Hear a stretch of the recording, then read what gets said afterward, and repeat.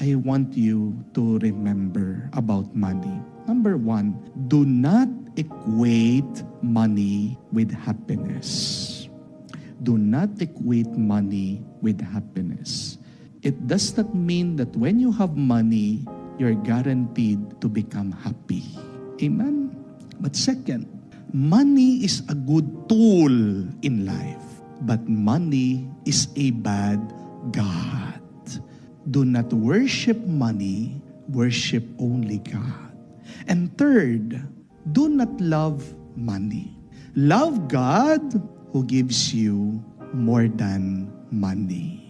So, tandaan niyo po yan, baunin niyo, tatak niyo sa isip at puso niyo para hindi kayo maligaw, hindi kayo malito, at naway ang inyong buhay ay maging mabuti at makapagpabuti kayo sa buhay ng iba.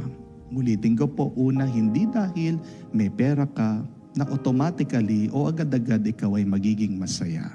Pangalawa, magandang gamitin ang pera, huwag kang magpapagamit sa pera. At pangatlo, huwag mong mamahalin ang pera. Mahalin mo ang Diyos na magbibigay sa iyo higit pa sa pera at kayamanan. May kasabihan po napakaganda that when you use money to solve your problems, that is called an expense. Gumagastos ka pag ginagamit mong pera para tugunan, sagutan ang iyong problema. But when God solves your problem, that is what we call grace and mercy.